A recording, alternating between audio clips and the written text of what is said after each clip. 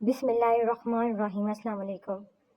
رسول پاک صلی اللہ علیہ وآلہ وسلم نے ارشاد فرمایا، خوش خلقی گناہوں کو ایسے پگھلا دیتی ہے جیسے سورج برف کو پگھلا دیتی ہے۔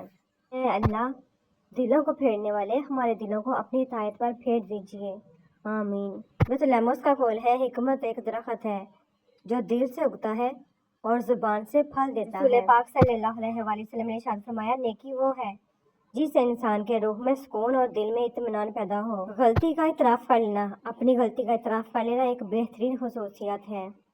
اس سے نفس میں عاجزی پروان چڑھتی ہے اور تکبر کمزور ہوتا ہے۔ فرمانے حضرت علی رضی اللہ تعالیٰ عنہ، اگر رشتہ ضروری ہے تو بات بھول جاؤ، اور اگر بات ضروری ہے تو رشتہ بھول جاؤ۔ رسول پاک صلی اللہ علیہ وآلہ وسلم نے ارشاد فرمایا، لوگوں میں سب سے بہتر وہ ہے جو دل کا صاف اور زبان کا پکا ہو۔ کسی پر زیادہ ناراض ہونے سے بہتر ہے اپنی زندگی میں اس کی اہمیت کم کر دیں۔ نرمی کے جو فوائد ہیں وہ سختی میں ہرگز نہیں ہو سکتے۔ جس طرح لوگ مردہ لوگوں کو کندھا دینا ثواب سمجھتے ہیں، اسی طرح لوگ زندہ لوگوں کو سہارا دینا افضل سمجھ لیا کریں تو زندگی آسان ہو جائے گی۔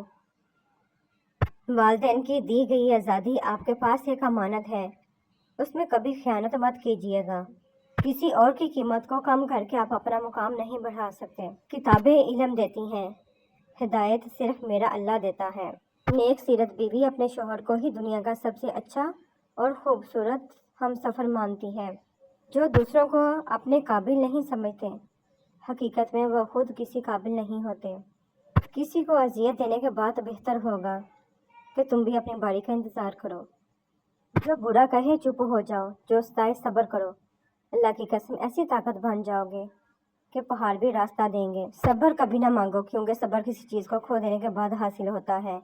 ہمیشہ سکون مانگو، کیونکہ سکون حاصل کرنے کے لیے کسی چیز کو کھونا نہیں پڑتا۔ خدا کی راہ میں کوشش کرو اور کبھی پیچھے نہ ہٹو، کیونکہ خدا نے تم سے کوشش مانگی ہے، نتیجہ نہیں۔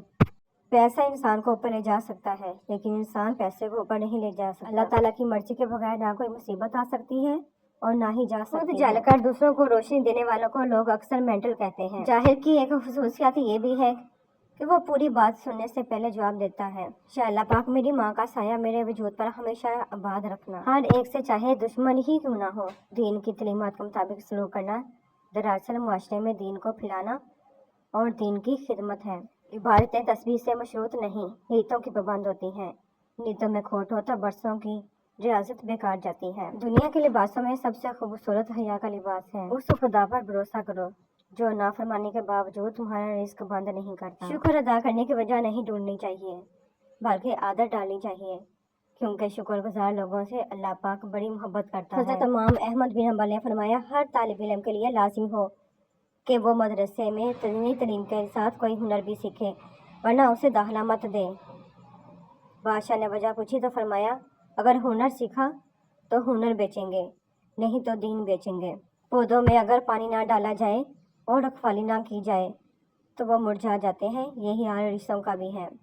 میاں بیوی کو چاہیے کہ برے موڈ یا غصے میں کبھی بھی برے الفاظ استعمال نہ کریں، کیونکہ کچھ دیر میں آپ کا موڈ تو ٹھیک ہو جائے گا، لیکن کسی کو آپ کے لفظوں سے لگے زخم شاید تمام عمر نہ بڑھ سکے۔ جن لوگوں کی تنہائیاں پاک ہوتی ہیں، لوگوں کی دعائیں کبھی رد نہیں ہوتی۔ رزق اور عزت کسی کے ہاتھ میں نہیں، اللہ پاک جسے چاہے بے حساب دیتا ہے۔ فرمان مصطفیٰ صلی اللہ علیہ وآلہ وسلم، حیا ایمان سے ہے اور میری امت میں سب سے زیادہ حیادار عثمان ہے۔ اگر آپ کا ذلیل ہونے کو دل چاہ رہا ہو تو آپ کسی کے ساتھ مخلص ہو جائیں۔